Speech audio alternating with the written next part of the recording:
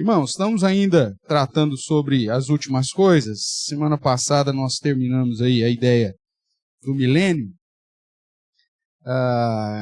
E cada dia é um negócio novo que tem na internet que aparece sobre isso, né? Essa semana, daqueles vídeos que o próprio YouTube acaba colocando lá sugestões, né? Sugestões para você.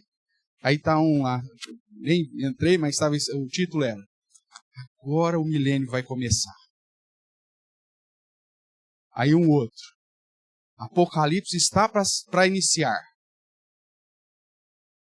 Não sei se esse povo está vivendo, só se for em Marte, que aqui já começou há muito tempo, pelo menos Araraquara, não sei nos outros lugares, mas aqui já começou. Então, a dificuldade e até a ideia de fantasiar o negócio, né? Acaba dificultando e a gente acaba sendo bombardeado com todas essas informações e se esquece do simples, do básico, que a palavra de Deus nos chama a atenção, né? Então, hoje nós vamos continuar aí no capítulo 20 de Apocalipse, onde nós vamos tratar aí da questão da ressurreição. E nós já mencionamos isso durante o nosso sequência aqui de estudo, mas vamos reforçar que essa é uma perspectiva, muito provavelmente você não ouviu, se ouviu, só ouviu aqui.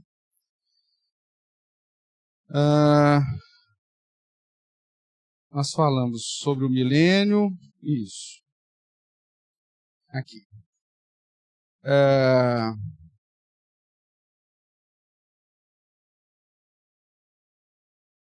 Nós paramos aqui nesse slide, e a segunda questão que é tratada aí, que eu quero chamar a sua atenção no dia de hoje, é Apocalipse capítulo 20, o verso de número 6. Irmãos, fazendo de novo, né, lembrando que você tem lá no site da igreja, na parte de biblioteca, o PDF da apostila do curso A Vitória do Cordeiro e da Sua Noiva, que é o nosso estudo que fizemos em Apocalipse, com detalhes, né? É lógico que aquilo está sendo complementado, ainda não está finalizado, mas pelo menos ali as anotações iniciais estão lá disponíveis. Pastor, eu não gosto de ler. Então aí vai lá no YouTube, procura também a playlist. Nós temos 2 playlists. Aí você procura justamente essa, que é A Vitória do Cordeiro e da Sua Noiva, que trata todas as aulas relacionadas ao estudo bíblico de Apocalipse. E nos cultos à noite nós temos trabalhado com Apocalipse, num contexto de aplicação de sermão expositivo. E hoje, inclusive, nós vamos começar o capítulo. Isso, ligado, sempre atento, né, na vida da igreja, sabendo tudo que acontece, pegando a sequência dos estudos, ninguém dormindo, todo mundo aí, né, 100% ligado, preocupado com as coisas celestiais, com os ensinamentos previstos. Então venha, porque é esse capítulo aí que você sabe muito bem que nós vamos tratar hoje à noite, tá bom? Não vou dar spoiler aqui, porque você já sabe. Mas hoje no capítulo 20, verso 6, então, que é o foco da nossa aula hoje pela manhã. Então vamos lá comigo. Vamos ler juntos, a uma só voz. Apocalipse capítulo 20, o verso de número 6. Diz assim a palavra do nosso Deus: Bem-aventurado e santo é aquele que tem parte na primeira ressurreição. Sobre esses, a segunda morte não tem autoridade.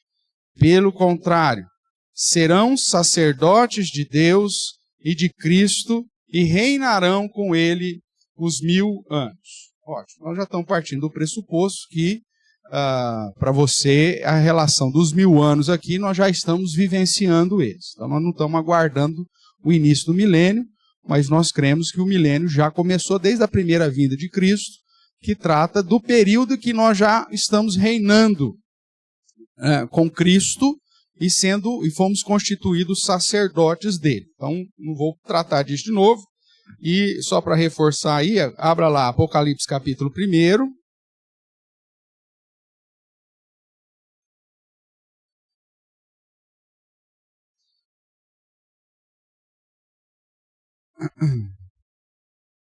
Vamos ler aí a partir do verso 4.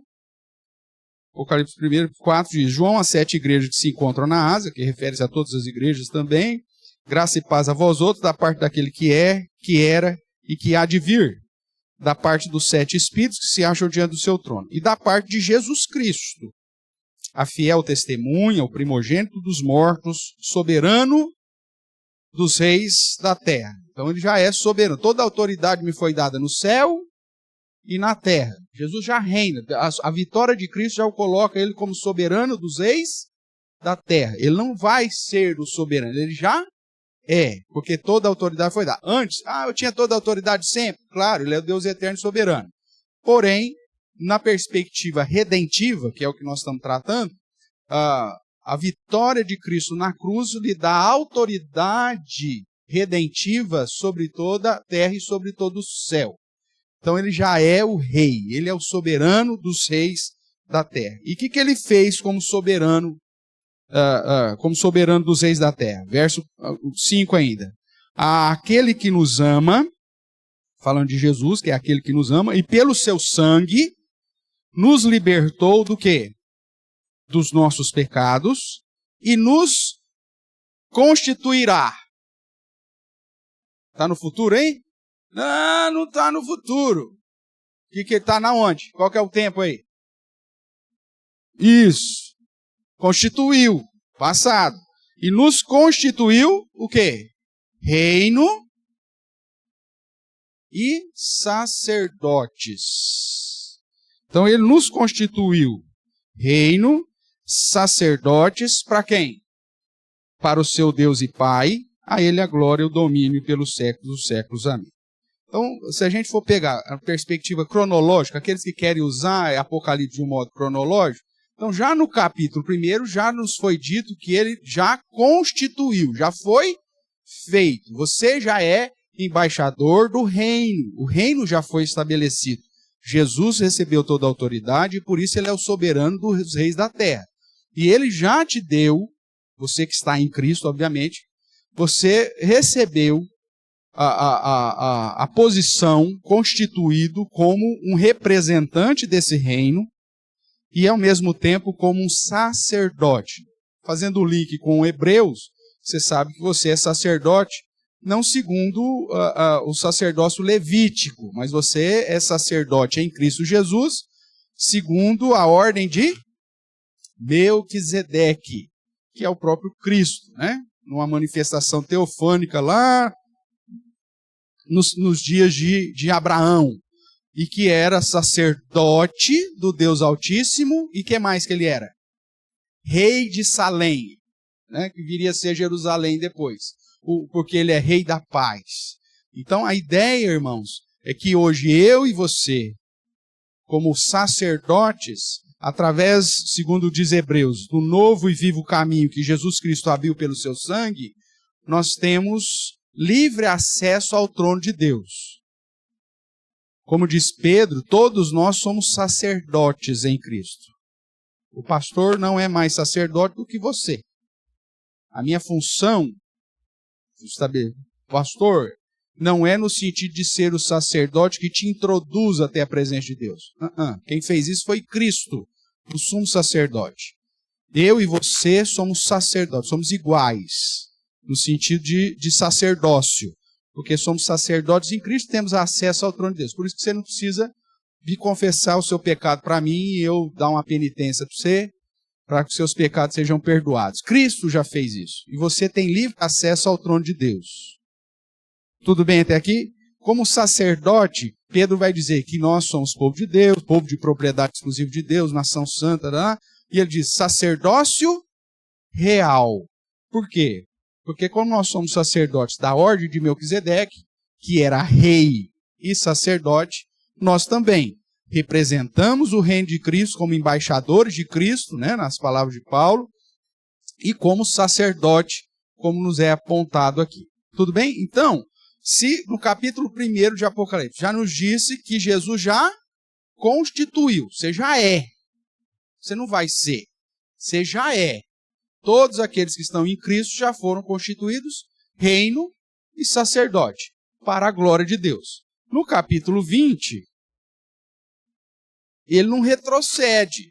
Até aqueles que seguem a ideia cronológica, então deveriam interpretar o capítulo 20, já considerando que na cronologia, lá no capítulo 1, já foi dito que foi feito. Então eu não posso retroceder à ideia de que isso é algo futuro. Mas eu preciso, na interpretação bíblica, um texto mais claro interpreta o texto mais difícil, entender que esses serão na ideia futura, serão sacerdotes de Deus e de Cristo e reinarão com ele os 1000 anos, não está falando daqueles que já estavam em Cristo, mas como está apontando para um período de 1000 anos, que muitos vão ser alcançados, todos aqueles que passarem pela primeira ressurreição, que é o contexto aqui, vão reinar com Cristo e ser sacerdote com ele. Então, como o contexto próximo é a conversão, que é a primeira ressurreição, então todo mundo... Hoje, o cara que se converte hoje, pronto, converteu, foi selado com o Espírito Santo, reconheceu Cristo, tararana. No momento da primeira ressurreição, que é essa conversão, ele passa a ser o quê? Reino e sacerdote. Enquanto ele não passou pela primeira ressurreição, ele estava morto, então ele não fazia parte desse grupo. Mas no momento da primeira ressurreição, que nós já falamos e vamos confirmar hoje, ele passa a ser um representante de Cristo e passa a ser um sacerdote do Deus Altíssimo. Por isso, o contexto aqui é serão, porque está falando de todos aqueles que vão passar pela primeira ressurreição, que incluía, inclusive, você me incluía também, e todos aqueles que ainda vão passar por essa ressurreição até a volta de Jesus. Então, irmãos, quando nós olhamos aqui para Apocalipse 20, verso 6, tendo já essa noção que o milênio já está sendo realizado,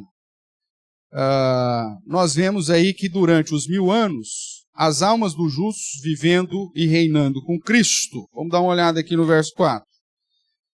Quando diz assim, Apocalipse 20, verso 4. Vi também tronos, e nesses sentaram aqueles os quais foi dada a autoridade de julgar. Vi ainda as almas dos decapitados por causa do testemunho de Jesus, bem como por causa da palavra de Deus. É sempre essa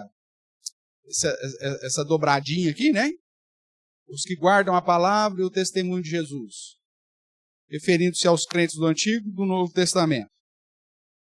Tantos quantos não adoraram a besta, nem tampouco a sua imagem, não receberam a marca na fronte e na mão, e viveram e reinaram com Cristo durante 1000 anos. Veja, ele está vendo os decapitados que viveram e reinaram com Cristo os 1000 anos. Mas peraí, o milênio não vai vir só lá na frente? Como que esse povo já viveu e já reinou os 1000 anos? Porque 1000 anos não é literal, é o tempo que você tem na presença de Deus, desde a primeira vinda de Cristo até hoje. Os que já morreram, que João já viu lá, que foram martirizados, decapitados, que estão na presença do Senhor, no período que eles viveram aqui, o que eles fizeram?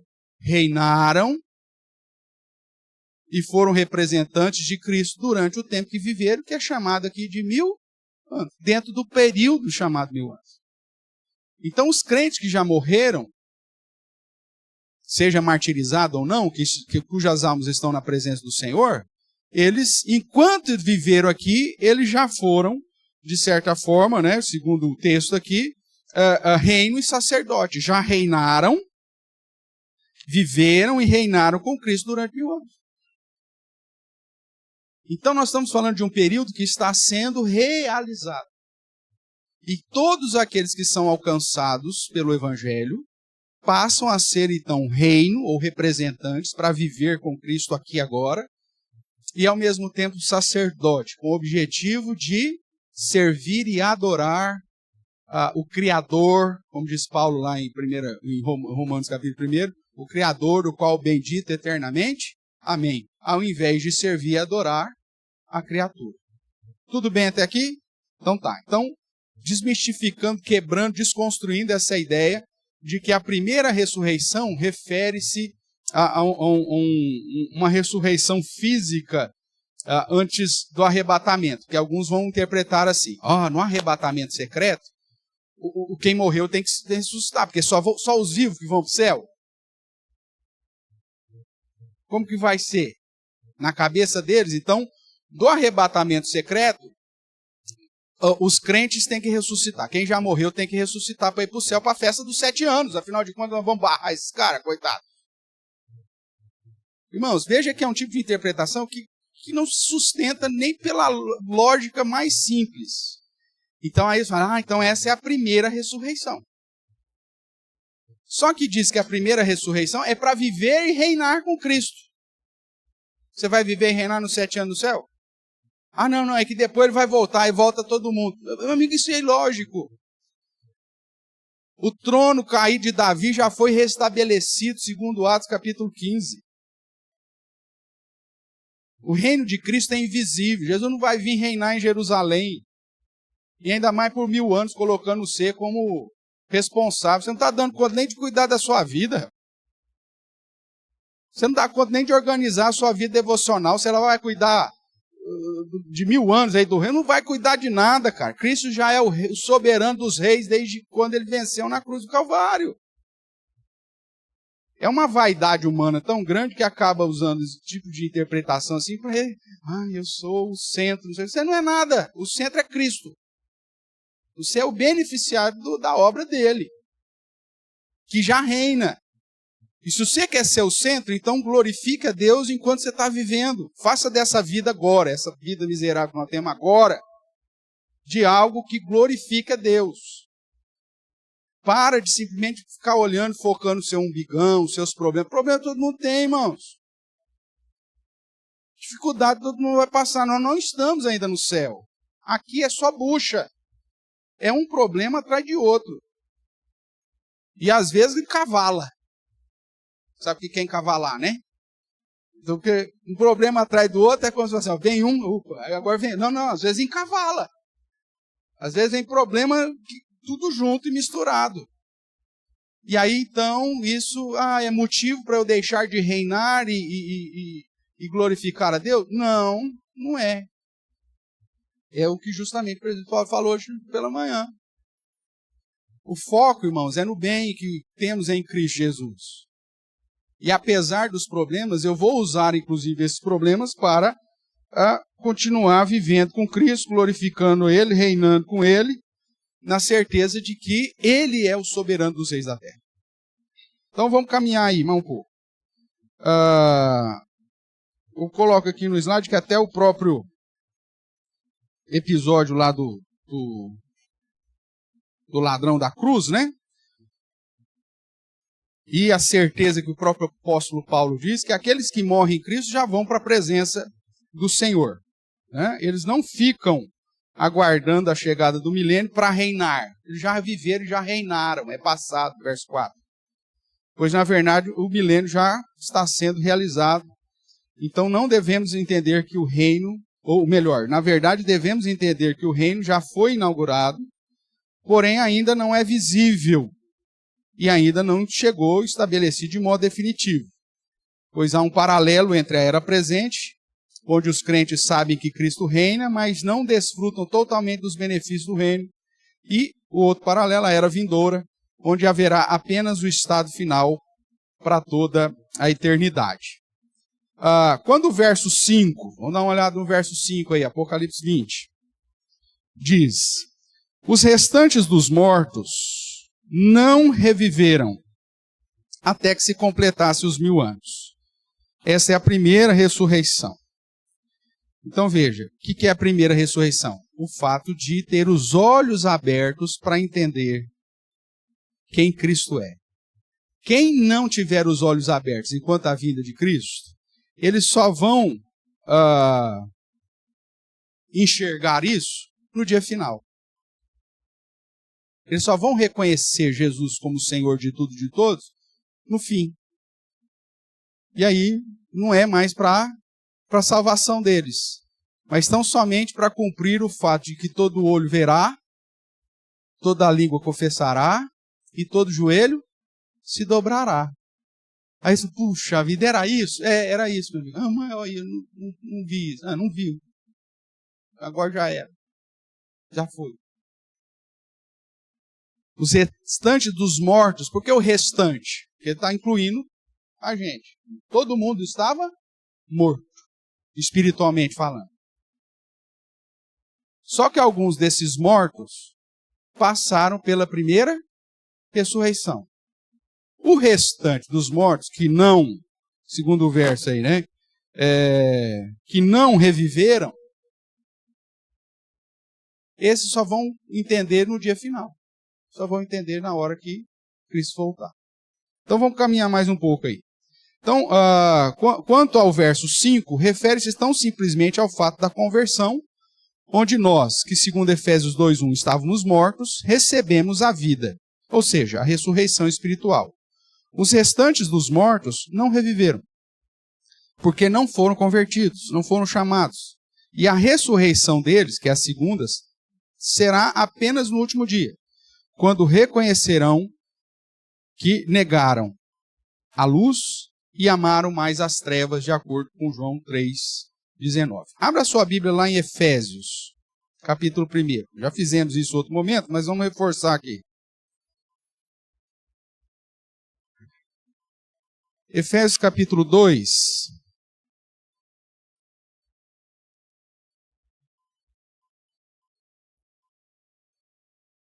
Todo capítulo 1 vai falar sobre a ideia da soberania de Deus na redenção, na salvação. É Ele que nos escolheu, em amor nos predestinou, nós somos selados com o Espírito Santo, no momento que nós ouvimos a palavra do Senhor, e agora então fazemos parte desse povo, né? Fomos selados para a promessa. E aí no capítulo 2, ele trata agora, depois de falar dessa ação de Deus antes da fundação do mundo, ele vai falar da ação de Deus durante a nossa existência.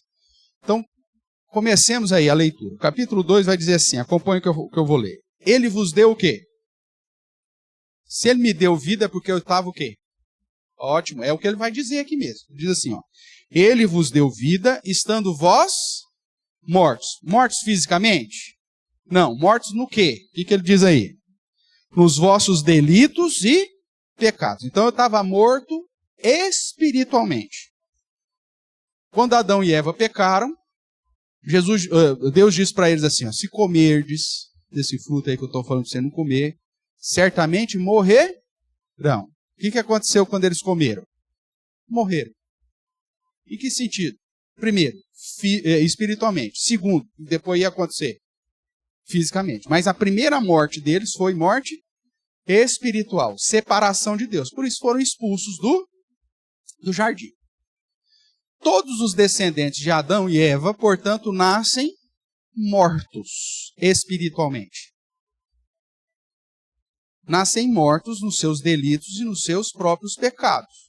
E mesmo que não foi, ainda herda essa condição vinda dos nossos primeiros pais. Tudo bem? Isso aqui é ponto passivo para nós. Tá? Então, quem pode nos dar vida é Deus. Por isso, que quem está morto não aceita Jesus. Porque você está morto. Então, a perspectiva que a salvação depende do homem, ela não se sustenta na verdade bíblica, porque o homem que espiritualmente está morto, ele não tem condição de acenar e de buscar a vontade, muito menos de realizar a vontade de Deus. Fazendo analogia com o morto físico, né? Que eu sempre brinco, você vai num funeral, num velório, né? O morto está lá. Ele reclama do ar-condicionado, se está muito frio, se está muito quente. Você chega lá, olha pro cara, ei, fulano, já era, né, cara? Aí ele fala assim, viu? Tem uma rosa cutucando o meu joelho direito. Tem como você dar uma ajeitada na rosa lá? Ele vai falar isso pra você? Porque ele tá ótimo. Então o morto não faz nada. E ainda bem que ele não faz nada. Porque se ele falasse isso pra você, o que você ia fazer? Não, meu amigo, você ia sumir dali. Ainda bem. Então nós estávamos mortos espiritualmente. Então espiritualmente nós tínhamos alguma ação espiritual? Não, estava morto. Você dá alguma chance para Jesus quando você está morto? Não, não dá chance para Jesus. Você aceita Jesus? Não, você está morto. Inclusive, mesmo quando você faz alguma coisa boa, segundo a lei, a sua obra não tem valor nenhum, porque ela ainda foi realizada por alguém que espiritualmente está morto. Aí você fala, como eu conheço tanta gente que faz coisa boa? Por isso que a salvação não é pelas obras. E mesmo que fosse, vou colocar uma hipótese, mesmo que fosse pelas obras, as obras daqueles que não estão em Cristo são obras mortas. Tudo bem? Então não teria valor nenhum para salvação, porque obra de morto não vale nada. Então continuemos. Ele vos deu vida, estando vós mortos, os vossos delitos, nos quais andastes outrora, segundo o curso desse mundo, segundo o príncipe potestade do ar, do espírito que agora atua nos filhos da desobediência, entre os quais também todos nós andamos outrora, ou seja, todo mundo nasceu morto espiritualmente. E nós, inclusive, vivíamos na prática desses delitos e pecados, segundo a inclinação da nossa carne, fazendo a vontade da carne, dos pensamentos, e éramos por natureza, o homem natural é morto, é filhos da ira, como os demais. Estávamos sujeitos à condenação, éramos filhos da ira, todos nós, sem nenhuma exceção. Tudo bem? Aí o que mais que ele diz? Como também os demais. Mas Deus, sendo rico em misericórdia, por causa daquilo que você fez, é isso que está escrito aí? Não. Porque você é o cara mais bonitinho que ele já criou, é isso daí? Não. O foco não está em você, o foco está no próprio Deus. Mas Deus, sendo rico em misericórdia, o foco está na misericórdia de Deus. Por causa do grande amor com que nos amou. O foco está no amor de Deus. E estando nós mortos em nossos delitos, nos deu vida juntamente com quem? Com Cristo. Pois, pela graça sois salvos. E presta atenção agora no verso 6, que é o verso chave aqui, para você entender a primeira ressurreição. E juntamente com ele, ou seja, juntamente com Cristo, nos o quê? Ressuscitou. Então nós já fomos ressuscitados em Cristo. Quando estamos em Cristo, então ele nos ressuscitou e nos fez assentar nos lugares celestiais em Cristo. Ou seja, já nos pôs para reinar com Cristo. Cristo foi assunto ao céu para reinar, para assumir toda a soberania sobre todo o universo. Capítulo 5 de Apocalipse, tanto que ninguém podia nem olhar para o livro selado, ele chega lá e fala, traz o livro aqui, porque eu morri e ressuscitei, eu venci. E não é isso que os anjos falam, aquele que venceu, o cordeiro que venceu, ele é digno de tomar o livro, de abrir os selos. Então ele já está reinando. Aqueles que foram ressuscitados, segundo aqui o verso, foi ressuscitado para agora reinar com ele. Não só aponta para uma ideia de uma vida eterna futura, mas realidade. E juntamente com ele nos ressuscitou e nos fez assentar nos lugares celestiais em Cristo Jesus, para mostrar nos séculos vindouros a suprema riqueza da sua graça em bondade para conosco, em Cristo Jesus, pois pela graça sois salvos, mediante a fé. Isso não vem de vós, ou seja, a fé que nos salva não vem de vós, é um presente de Deus, não de obras, para que ninguém se glorie. Então, o apóstolo Paulo usa a expressão de que em Cristo nós fomos ressuscitados, já para reinar com ele, para nos assentar nos lugares celestiais. Nós já fomos para o céu na conversão? Não, é aqui, é o que está acontecendo. Então, segundo as Escrituras, a primeira ressurreição é a conversão. É o momento que Deus nos dá a fé salvadora, para, ao ouvirmos da palavra da salvação, crermos. E ao crermos, somos selados com o Santo Espírito da promessa. Veja aí capítulo 1 de Efésios, verso 13. Efésios 1:13. Em quem também vós, depois que ouvistes a palavra da verdade, o evangelho da vossa salvação, tendo nele também crido. Só que para eu crer, o que eu tenho que ter? Fé. E aí o verso 8 de Efésios 2 diz que essa fé não vem de mim. É um dom de Deus, é um presente de Deus. Então, para eu crer, eu preciso receber primeiro o quê? A fé que vem de Deus. E por que não nasce em mim? Porque eu estava morto. Eu não estava morto nos meus pecados e delitos, então a minha fé ela é insuficiente. Mas quando Deus me dá a fé, que lá do verso 8, então eu ouço o Evangelho e aí eu consigo crer. Nesse momento que eu creio, o que acontece aí? O final do verso 13 do capítulo 1. Também crido, tendo nele também crido, fostes selados com o Santo Espírito da promessa. Isso é que é a sua conversão. Acontece instantaneamente, obviamente. Né? Você está lá, simplesmente ouve o evangelho, você tem que entregar a sua vida a Jesus. Arrependei-vos e crede. Ou tão simplesmente como aconteceu lá na geração de Nínive. Vem Jonas e fala assim, arrependeu, senão Deus vai matar todo mundo. Olha que mensagem miserável, né? E aí 120 mil pessoas se convertem. Por quê? Porque as pessoas se convertem por causa do pregador? As pessoas se convertem por causa da mensagem? Não. Porque é a ação de Deus. Por isso, mesmo Jonas pregando daquele jeito, com uma má vontade miserável, a cidade inteira se converte. Ouve a mensagem de arrependimento e fé e se entrega ao Salvador. Então veja, isso só é possível porque é a ação de Deus. Porque antes eu estava morto. Essa é a primeira ressurreição. É o que Paulo vai dizer. Nós somos ressuscitados em Cristo quando passamos por esse processo. É por isso que hoje, e não daqui a algum tempo, hoje, você é sacerdote real.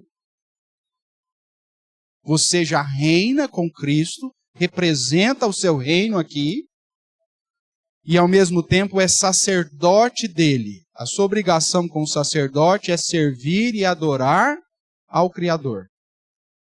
Portanto, aqueles crentes que estão vivendo aqui, mas não estão vivendo para reinar com Cristo e não para servir como sacerdote, não entenderam ou ainda não passaram pela primeira ressurreição. Porque é muito possível.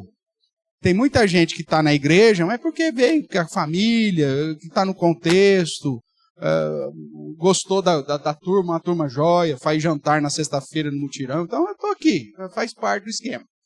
Mas não teve um nascimento, um novo nascimento. Não passou ainda pela primeira ressurreição. Veja que a conversão é chamada na Bíblia de várias formas. Novo nascimento, arrependimento, nascer de novo, né? Que é outra forma. Ou receber o sopro do Espírito, segundo lá João, Evangelho de João. Ou passar pela primeira ressurreição. Então eu preciso entender que a primeira ressurreição é a ressurreição espiritual. Uma vez que eu estava morto espiritualmente falando. Não são todos que vão passar pela primeira ressurreição. O restante dos mortos só vão ter os olhos abertos no fim. E aí não é conversão, é só simplesmente constatação. Eles só vão chegar, e era isso mesmo, hein? Todo mundo me falou e eu não acreditei. É constatação. Então essa é a base, Efésios capítulo 2, verso 6, para identificar do que se trata a primeira ressurreição na visão. Voltando lá para Apocalipse, capítulo 20, verso 6. Oi.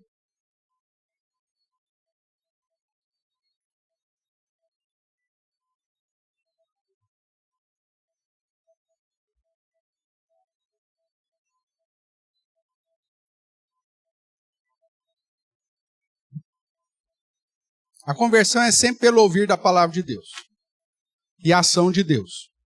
No caso, o que estava em voga era a lei. Então, todo mundo se converteu, recebeu provavelmente o sinal da aliança, que tinha que receber. O sinal da aliança na época era o quê? Circuncisão. Hoje é o quê? Segundo Gálatas, batismo. Não o batismo de João Batista. Nós já estudamos isso. O batismo que Jesus instituiu, que é o que foi prometido lá em Ezequiel 36. Com água pura aspergirei sobre vós e me esquecerei dos seus pecados. Não é isso que está lá em Ezequiel? Né? E colocarei dentre vós do meu espírito. Então é isso que está em voga. O batismo de imersão, nós vamos ter que começar, nós chegamos numa época, irmãos, que nós vamos ter que começar a ter que confrontar práticas pentecostais e de outro, porque o negócio está desengolando de tal forma que não dá mais para você falar assim, irmão pentecostal. Não é. A igreja, ela não teve a coragem de, quando a onda do pentecostalismo surgiu, falar, isso é heresia.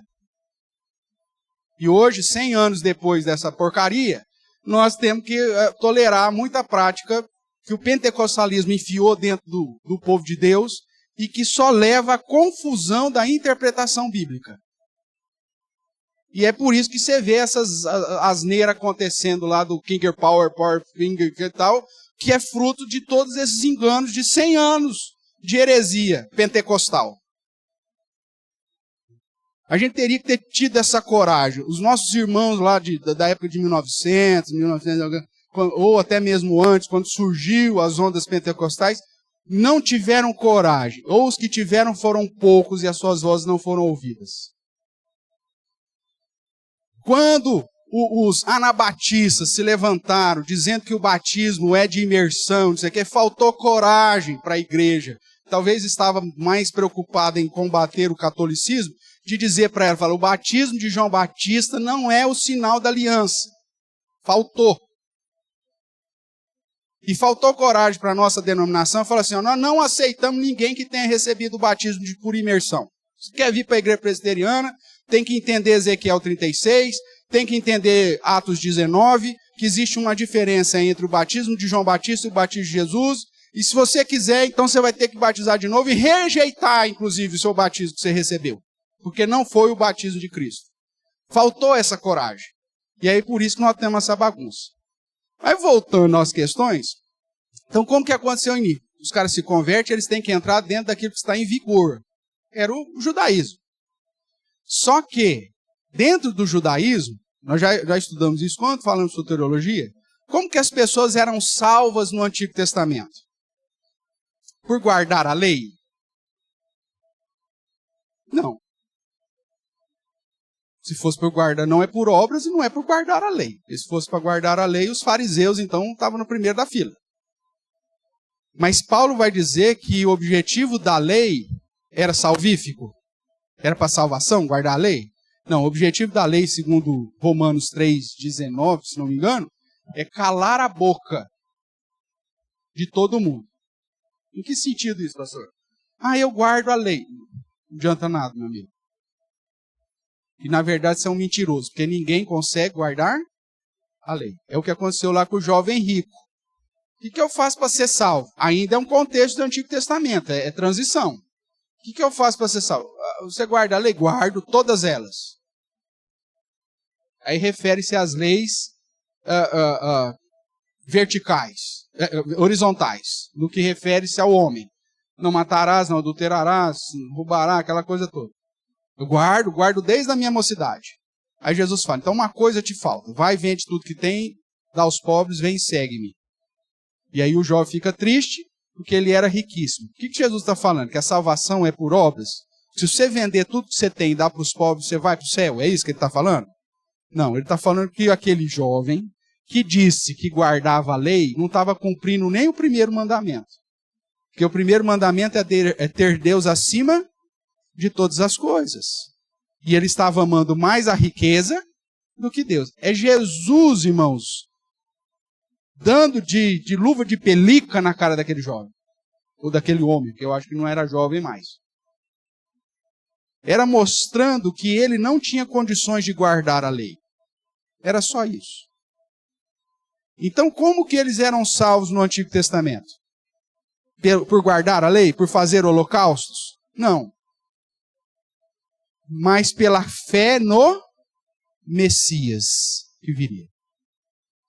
Se daquela geração de Nínive que se converteu, né? E o foco lá da pregação é muito idêntico ao foco que Jesus apresenta no início do seu ministério. Jesus saiu por todas as aldeias, pregando: arrependei-vos e crede, porque o reino de Deus é chegado ou está próximo.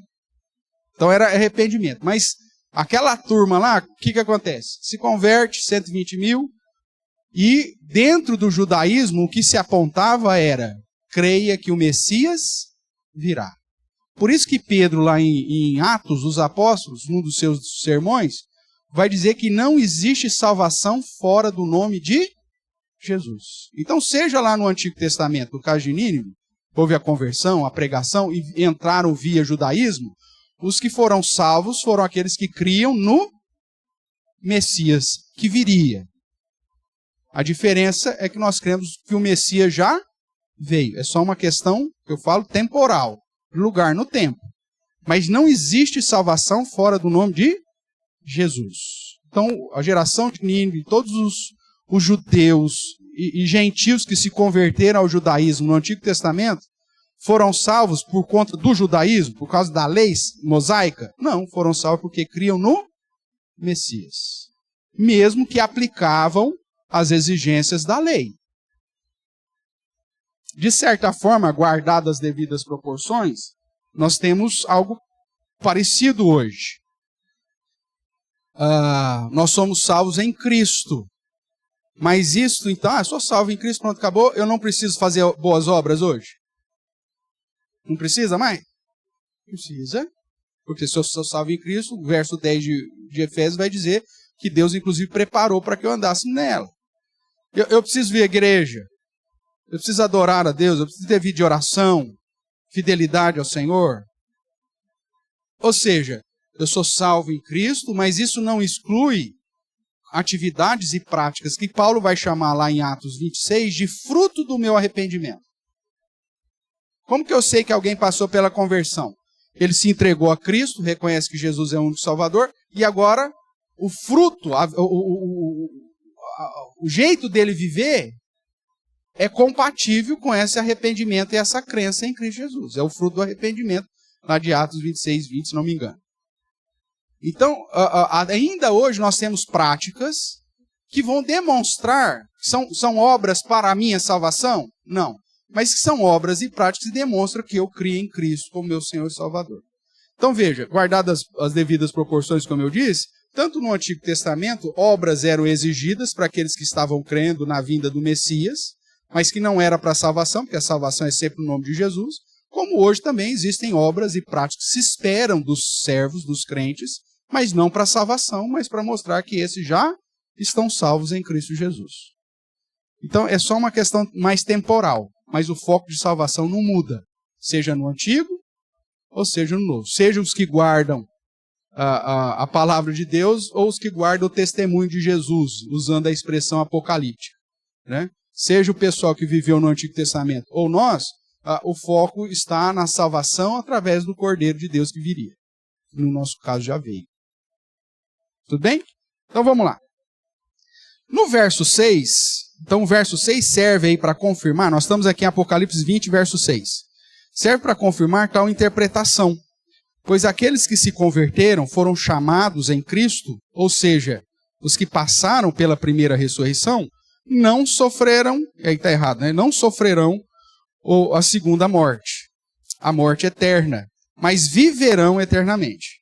E enquanto estiverem na igreja militante, serão sacerdotes de Deus para anunciar as boas novas do Evangelho da Paz e reinarão com Cristo como embaixadores do seu reino no tempo presente. Veja que eu errei aí o português aí. Deixa eu ligar aqui que o trem esquentou. Então o que acontece, irmãos? Leiamos de novo aí o verso 6. Bem-aventurado e santo é aquele que tem parte na primeira ressurreição. Então, quem já passou pela conversão é chamado de bem-aventurado. Os eleitos, aquele que tem parte, aquele que já foi preparado para a primeira ressurreição, que é a ressurreição em Cristo, uma vez que eu estava morto nos meus delitos. Então, os eleitos são bem-aventurados. Então, bem-aventurado e santo é aquele que tem parte na primeira ressurreição. Sobre esses, ou seja, os que tem parte na primeira ressurreição, a segunda morte não tem autoridade. Qual que é a primeira morte mesmo que nós falamos? É aquela que nós herdamos de Adão e Eva. Nós nascemos mortos. Essa é a primeira morte. É a morte que você herdou de Adão. E a segunda morte, qual que é? É eterna.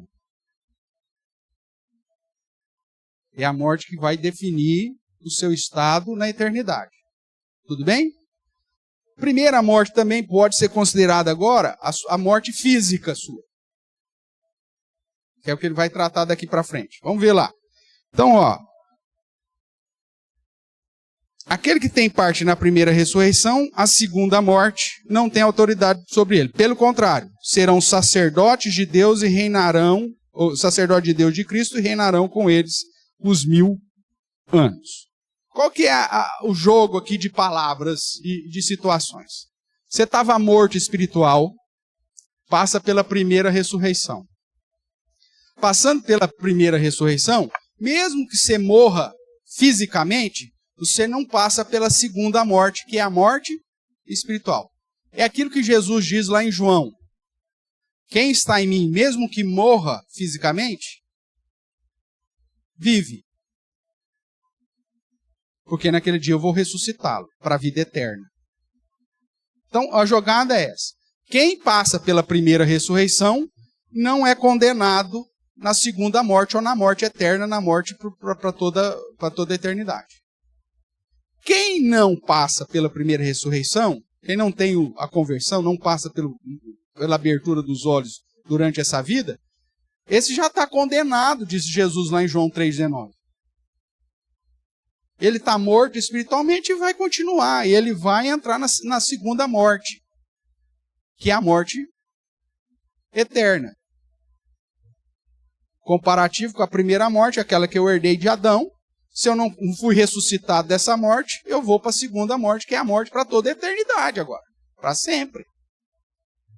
Agora, quem passou pela primeira ressurreição, quem nasceu morto, mas em Cristo, foi ressuscitado durante essa era que você chama aí da sua vida, no momento que você passou pela primeira ressurreição, você passou a primeira ressurreição para reinar com Deus e com Cristo e para servi-lo, para ser sacerdote deles, reinando com eles o período que é chamado de milênio, que é o período que compreende aquilo que estamos vivendo até a volta de Jesus Cristo. Então, irmãos, quem que já passou pela primeira ressurreição? Aqueles que foram escolhidos antes da fundação do mundo, e por isso são chamados bem-aventurados, e que num determinado momento da existência dele, foi chamado pelo Evangelho, a santa vocação. E porque receberam a fé salvadora de Deus, porque eu não criei por mim mesmo, ao ouvir do Evangelho, eu criei. E tendo nele crido, fui selado com o Santo Espírito da promessa. Que promessa? De que eu não vou morrer eternamente, que eu não vou ser condenado para toda a eternidade. Mas muito pelo contrário, que eu vou viver e reinar com Cristo por toda a eternidade no novo céu e na nova terra. Fato que já começa a acontecer agora, quando eu passo pela primeira ressurreição. Tranquilo ou não? É um jogo de ideias. Primeira ressurreição. E a segunda ressurreição, pastor, qual que é? Aí é a ressurreição física, que vai acontecer no dia final só, antes do arrebatamento. Todo mundo tem que ressuscitar, quem estiver vivo vai ser transformado, para ter o julgamento, a separação da turma, ter o julgamento, e aí então, os que estão em Cristo subirão. Arrebatamento. E quem não foi, condenação. Vai para o lugar de lago de fogo e enxofre, como é a expressão usada em Apocalipse, que aponta uma condenação em um lugar de castigo eterno. Porque eles nunca passaram pela primeira ressurreição. Eles continuaram mortos, os restantes dos mortos, eles continuaram mortos espiritualmente falando. Tudo bem? Pode. Então, no verso 7, nós vemos o relato sobre a parte final da grande tribulação, que é os 1000 anos, meu amigo. Quando que é a grande tribulação, pastor? Aí, Você está esperando piorar mais ainda? Só vai piorar no dia final agora. Porque já está ruim, velho. Porque se, presta atenção no verso 7, quando, porém, se soltarem, quando, porém, se completarem os 1000 anos, Satanás será solto da sua prisão, para voltar a enganar as nações, é o que vai estar dizendo no final, para vir combater de modo definitivo, que segundo nós estamos estudando no capítulo 15 e 16, o Armagedon que é citado lá, acontece já no período do juízo final, quando as taças da ira de Deus já estão sendo derramadas, e isso de uma vez só. Então, o milênio, irmãos, ao mesmo tempo, é sinônimo do período de salvação para os eleitos, mas ao mesmo tempo de perseguição, de tribulação, de grande tribulação. Os cristãos estão sendo mortos desde quando?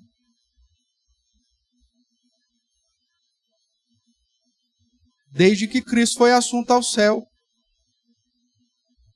Você pega o livro de Atos, logo depois a igreja começa a se organizar. O primeiro a levar a pedrada, quem foi? Estevão. Cheio do Espírito. Né? Estevão, diácono. E dali para cá, parou? Só piorou, velho. Só tem piorado.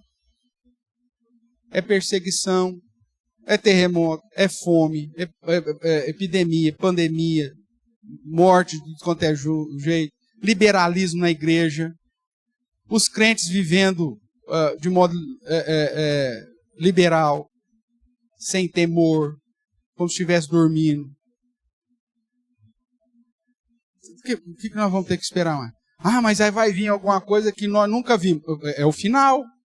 É o que nós vimos lá em Apocalipse. Não vai ter jeito. É o derramar das últimas cóleras. Aí não tem jeito.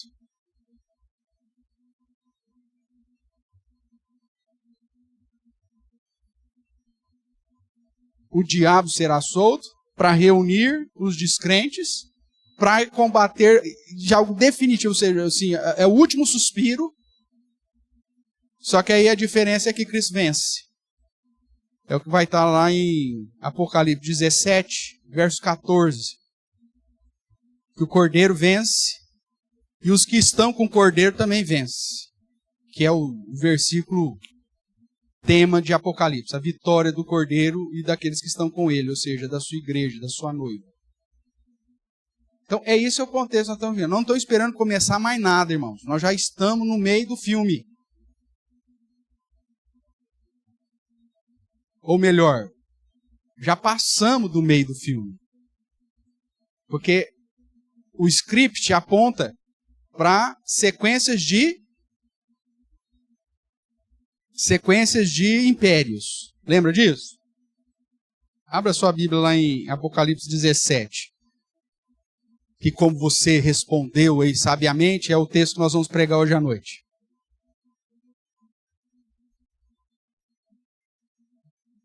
É ou não é? Não era a Lê? A Lê já sabe o que é a Lê, ela que joga lá no coisa. Se a Lê não souber, aí pronto, meu amigo, eu tenho que pedir para aposentar. Vamos lá.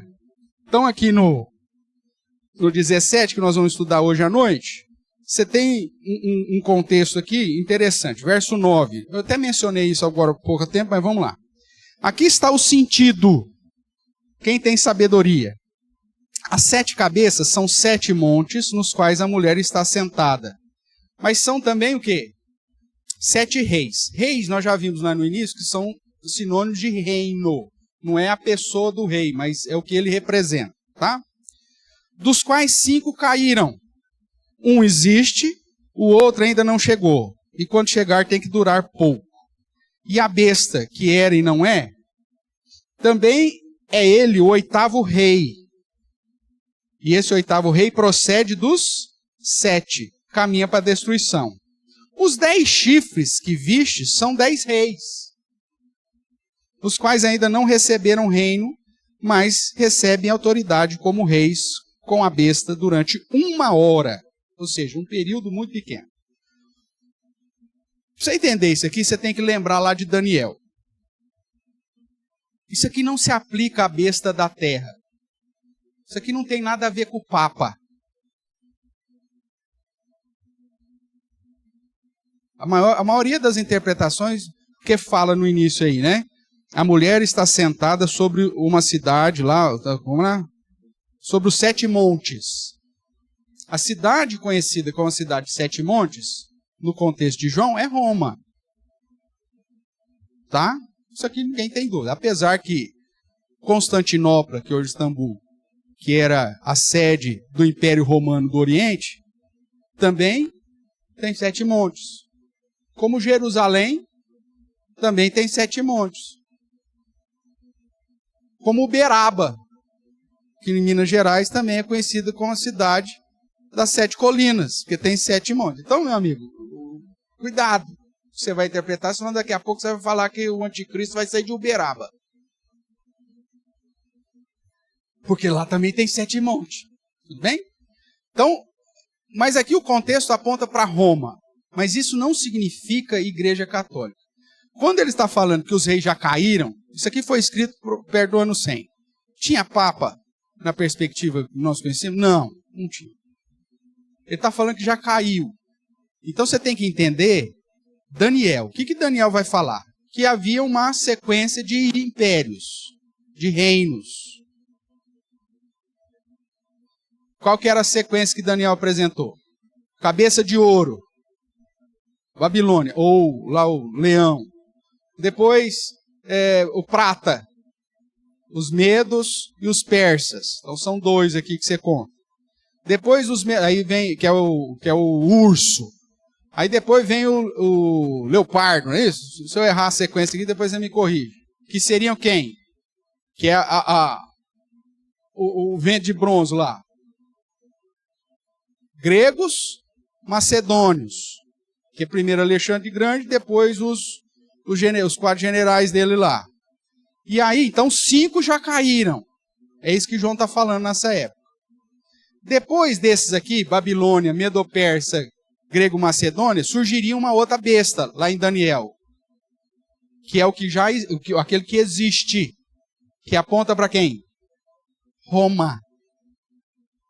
Quando João está escrevendo, ele falou, 5 já caíram, 1 existe, que é Roma. Pronto. Mas está falando do Império Romano. Quando caiu o Império Romano?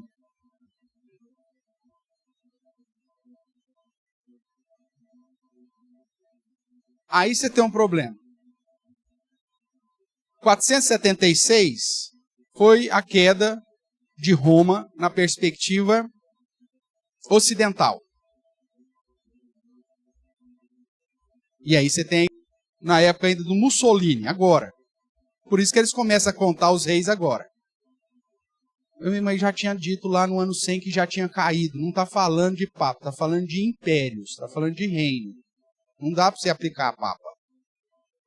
Tudo bem? Então agora, o Bento já era o último. Ah, não, nós erramos a interpretação. É o Francisco que é o último. Não, erramos agora é o Leão. Né? E aí já estão falando, é leão, porque o leão é apontado para Satanás, que ruge. Meu amigo, o leão também é apontado para Jesus, cara. É o leão da tribo de Judá. Você não pode... O duro é o seguinte, os caras pegam a interpretação do São Malaquias, interpretação de Ellen White, interpretação de não sei do que, extra bíblica, e tenta trazer para interpretar a Bíblia. Não se faz isso. A Bíblia é suficiente. Tudo bem? Então não são os papas, então são os reinos. Nós já vimos que 5 caiu. Babilônia, Medo, Persa, Grego, Macedônia. 1 existe, Roma. Quando que caiu? 476? Tá, mas aí você tinha o Império Romano do Oriente, que a capital era onde? Constantinopla, Istambul hoje. Cidade também das 7 colinas. Tudo bem? Que vai até quando? O Império do Oriente. Pessoal aí da história aí. 1400 e alguma coisa, quando os turcos otomanos, acho que é 1476, quando os turcos otomanos tomam Constantinopla. E aí começa em 1517 o chamado Império Turco-Otomano. Se você considerar essa data, então a queda do Sexto Reino seria aí. Só que tem mais um problema. Com a queda lá de 476 do último imperador, e os movimentos, foi criado, e o avanço dos bárbaros e tudo mais, foi criado o Sacro Império Romano Germânico. Já estudou isso em história? Não está estudando nem a Bíblia, pastor. Eu vou lá estudar a história. Mas tinha lá o Império Sacro Romano Germânico, que foi até 1800 e alguma coisa. Então, aí que eu falo, e aí? Que império que nós estamos falando? Não importa se é o de 476, se é o de 1400 e alguma coisa, ou se é de 1800 e alguma coisa. Não importa. A questão é que o Império Romano já não existe mais. Só que tem um detalhe lá em Daniel. O Império Romano é representado pelas pernas. Cabeça de ouro, peitoral de prata, ventre de bronze e pernas de ferro. Só que no final, primeiro é ferro. No final, o que acontece? Os pés, que é o mesmo império, mas o que acontece? Ele se mistura com barro. E aí você tem os 10 dedinhos. Os 10 artelhos. São os 10 dedos do pé. Que aponta, segundo Daniel, que essa besta, esse império, que é duro como ferro, que foi Roma, ele vai se subdividir em 10. Que é os 10 reis que está falando aqui, ó. 5 caíram, um existe, no contexto que João está escrevendo, vai vir o 7º, que vai durar pouco. E aí essa é a grande dificuldade para a gente identificar que império que é esse. Só que independente desse, que dura pouco, o 8º, que é apresentado aqui, ele surge da onde? Verso 7. E a besta que era e não é, também ele é o 8º rei, que não estava previsto lá em Daniel. E esse 8º rei, ele procede de quem? O que está escrito aí, meu irmão? Leia para mim, verso 11. Procede de quem? Do 7. Então esse 8º, ele procede dos 7. Seja Babilônia, Medo, Persa, Grego, Macedônia, Roma, a divisão que houve da Europa lá nos 10 reinos. O 8º surge do 7. Ele tem um pouco de cada reino. É a divisão que nós temos hoje, irmãos, no mundo. Existe um império dominante hoje? Alguém pode falar, os Estados Unidos, meu amigo, mas não, a economia dele, ele influencia todo o resto. A China influencia todo o resto, mas eles dominam. Nós estamos sob um império americano, ou nós estamos sob um império chinês? Não, eles dominam. Como os dedão do pé, um é maior, outro é menor, mas é tudo dedão. Tudo é dedo. Cada um está comandando. Esses são os 10 reis que vão vir no final. Nós já passamos, por que eu estou falando que a metade do filme já foi? Nós estamos no período da cabeça de ouro? Não, Babilônia já caiu. Estamos no período do peitoral de prata? Não, Medo-Persa já caiu. Estamos no período do bronze? Não, já caiu. Estamos no período das 2 pernas? Não, já caiu. Nós estamos no período do pé, que é os 10. E que, como representa impérios, irmãos, está se tratando de governo. Por isso que ele anda atrelado à besta. A besta que era e não é. Ou seja, o governo, o poder político. Hoje nós estamos aí, de certa forma, se você fizer uma pesquisa rápida sobre as 10 maiores economias do mundo, os 10 maiores países do mundo no sentido geral, você vai encontrar que esses 10 países, eles comandam quase 80% de toda a riqueza, de toda a economia e de toda a população do mundo. Você pesquisa no Google, você vai achar isso aí. Esses são os 10 reis, que não têm autoridade mundial, mas cada um tem a sua autoridade, um influencia o outro. Nós estamos vivendo isso já. Depois dos dedos do pé, o que tem? Nada mais, já foi. Lembra que as questões apocalípticas falam daquilo que era, daquilo que é e de que há de vir. No dia de João, 5 já tinha caído. Se Apocalipse fosse escrito hoje, diria 6 já caíram. Tudo bem? Porque Roma já passou. Mas como foi escrito naquela época, então era 5 caídos. Mas sempre reinos. Então isso não se aplica ao Papa. Ah, mas o Vaticano... O Vaticano, que influência lá tem o Vaticano, irmãos? No sentido político. É ele que estabelece os reis ainda? Não.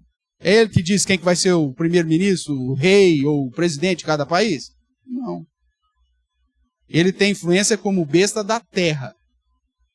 Por isso o besta da terra tem 2 chifres, que atua tanto nas duas vertentes. Mas aqui está falando de impérios, está falando de reinos. Eu digo que nós já passamos do meio do filme, que estamos no finalzinho do filme, no derradeiro, porque inclusive as pernas já passaram. Nós estamos nos pés. Se ainda não foi revelado, identificado, tá para ser. Quem são esses 10? E desses 10, você vai lembrar que Daniel vai falar que 3 vai morrer e ainda vai surgir o... Só que lá ele usa a ideia do chifre. O chifre pequeno. Você pode olhar, depois que caiu o Império Romano, propriamente, vamos pensar no fim do Império Romano propriamente. Você tem lá 10 nações no mundo que faziam influência tal. E aí você tem as guerras, Primeira Grande Guerra Mundial, Segunda Guerra Mundial, que muda muita coisa aqui. E surge algo disso. Depois dessas questões todas aí das 2 grandes guerras, de todas as manifestações geopolíticas do século passado. Você pode, não estou falando que é, possibilidades. Você tem a criação de Roma, a criação da ONU, que pode ser. Você tem Latrão, com a criação do Vaticano. Você tem a criação do Estado de Israel, você parar de santificar tanto Israel, assim como você acha que tem que ser. Porque é uma nação, meu amigo. Hoje Israel influencia o mundo, você não sabe o quanto.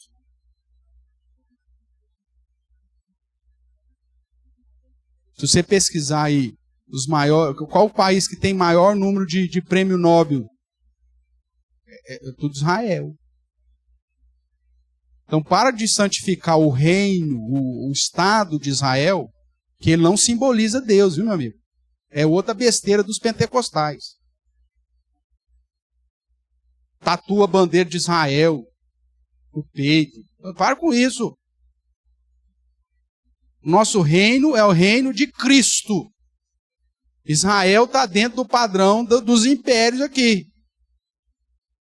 Não se esqueça disso. Poder bélico. Qual que é o maior poder bélico de defesa que nós temos no mundo hoje? De defesa é Israel. Então, não tira essa variável aqui. Você não pode tirar essa variável da conta. Aí você tem o avanço, obviamente, dos Estados Unidos, mas você tem da Rússia, da China. Ou seja, você tem várias questões que você leva em consideração. Pode falar. Sim, a OTAN, você tem o surgimento da OTAN. Pode ser que... Veja, porque eles não têm reino. Se você olha aqui para Apocalipse, eles ainda não receberam autoridade. Veja aí o verso 12. Os 10 chifres, que é o sinônimo dos 10 dedinhos lá, e que é os mesmos 10 chifres que Daniel depois vai falar, de onde vai surgir o chifre pequeno, os 10 chifres que viste são 10 reis, os quais ainda não receberam reino. Por que não receberam reino? Porque João está escrevendo isso no ano 100. Já existia a divisão geográfica que nós temos hoje? Existia Alemanha, Reino Unido? Não existia. Então, no contexto de João, ainda não tinham recebido. É algo novo. Depois da queda de Roma. Então, você tem que olhar para essas nações depois da queda de Roma. Que pode ser um império que cai lá em 1400 e pouco, o oriental, ou 476, que é o ocidental, ou até o Sacro Império Romano Germânico, que é 1800 e alguma coisa. Mas independente de qual que é o ano que você vai olhar, ou que Roma que você vai olhar, você vai olhar então para as nações que surgiram agora. Que até pouco tempo das guerras, você tinha lá 10, e que as guerras movimentou esse negócio e criou organizações que até então nós não tínhamos.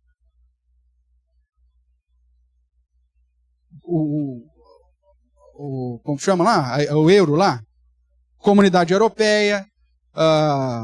Você fala assim, é porcaria, pastor. Mas você tem, movimenta, faz a pesquisa. O BRICS, o próprio Mercosul. Você tem elementos que não têm domínio mundial, irmãos, mas que fazem diferença num contexto geral de política. Porque a besta do mar refere-se à política. Por que eu estou falando tudo isso? Para te chamar a atenção que nós estamos já na parte final do filme. Já passou a cabeça de ouro, passou o peitoral de prata, bronze, o ferro. Nós estamos lá nos pezinhos com misturado de ferro e barro. Depois disso não tem mais nada. Mas aí vem a rocha. Lembra? O que era, o que é, o que há de vir. Quando Cristo veio, inaugura o reino. E por isso que o evangelho sai vencendo para vencer e se torna um reino espalhado pelo mundo todo. Faz sombra sobre todas as nações.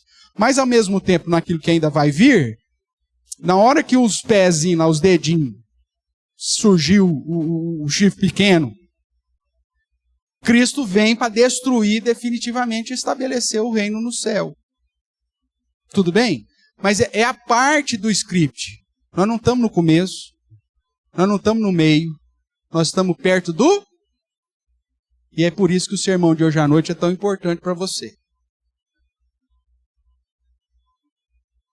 Porque é o que nós vamos estudar justamente Apocalipse capítulo 17.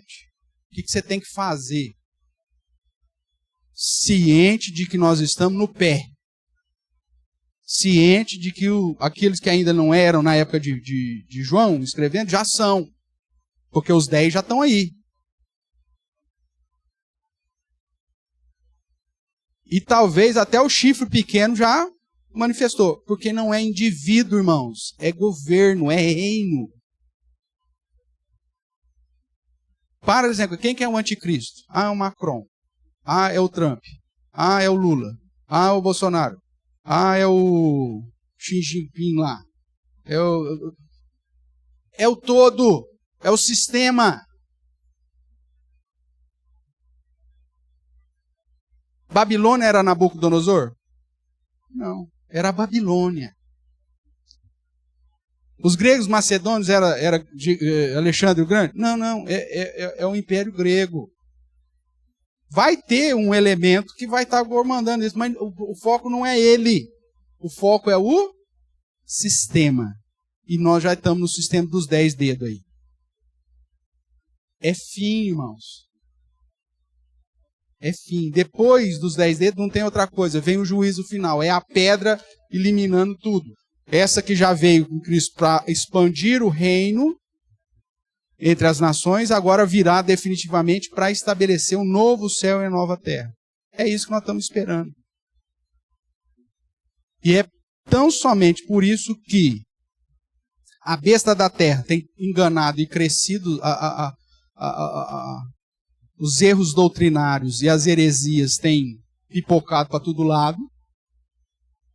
E é tão somente por isso que o sistema mundo, que é o que nós vamos estudar hoje, tem assediado, embriagado, viciado a presente geração.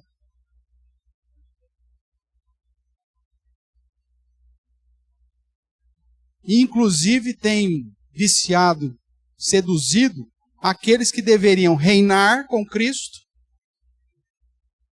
e servi-lo, adorando como sacerdote, te conduzindo a ficar preocupado com as questões que não deveriam mais ser sua preocupação. Deixa só para a gente fechar a nossa aula. Semana que vem nós vamos falar sobre qual que é a nossa esperança diante dessa realidade toda. Mas só para fechar a aula de hoje, imagine uma situação, graças a Deus nós não vivemos isso. Nós aqui, nossa geração não viveu, outros lugares viveram. Mas você consegue imaginar a situação. Numa situação de extrema catástrofe, seja lá um grande terremoto, ou seja uma guerra. Vamos imaginar, começou a explodir bomba para todo lado. Sua preocupação é salvar a sua vida, primordialmente falando. Talvez encontrar os seus queridos, né, tal. Mas é de salvar, é de preservação de vida. Você vai estar preocupado de ver quanto que você tem no banco? Tá caindo bomba para todo lado, um desespero só. Você fala, ai gente, peraí que eu tenho que entrar no computador para ver como está o meu extrato bancário. Você vai estar preocupado com isso? Não vai. Ou então você vai dizer, eu vou ligar para a CVC se a excursão vai sair mesmo assim. Você vai ficar preocupado com isso? Se a sua viagem lá para Maragogi, sei lá para onde você vai, você está pagando em 40 vezes, você está preocupado? Gente, vamos correr lá para casa que eu tenho que pegar o carnê da CVC. Você vai estar preocupado com isso? Fala para mim. Não, é óbvio que não. Se eu estou te falando que nós estamos no final do filme, que agora o negócio é pega para capar, você vai estar preocupado com as coisas que não importam. Porque se Cristo voltar amanhã, o que adianta você estar com o carnê do CVC na mão?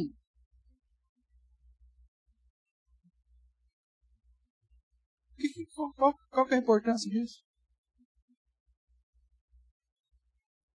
Quando nós identificarmos o período que estamos vivendo, isso muda a minha postura de vida. Se eu identifico qual que é a época que eu estou vivendo, isso vai mudar as minhas prioridades. Vai mudar as minhas estratégias. E o grande problema da igreja hoje, diante de tantas heresias, erros doutrinários, práticas contrárias, é que as pessoas elas vão para o culto para ver sinais, prodígios, quando na verdade elas tinham que estar atentas para ouvir a mensagem que o Senhor está dizendo. Fuja da cidade, que é o que ele vai dizer no capítulo 18, que é o símbolo. Fuja do mundo. Ah, pastor, não tem como fugir do mundo. Aí você vai entender o que significa isso depois.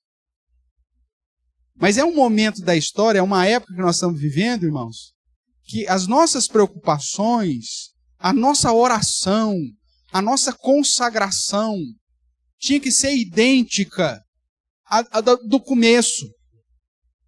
Quando os primeiros crentes estavam todos os dias unânimes em oração na presença do Senhor.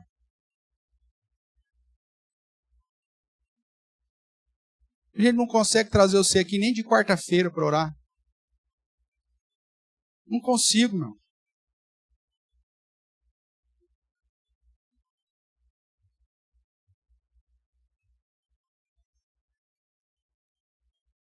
Nem vigília eu consigo colocar toda a igreja em oração. São 2, no máximo 3 no ano. Não consigo.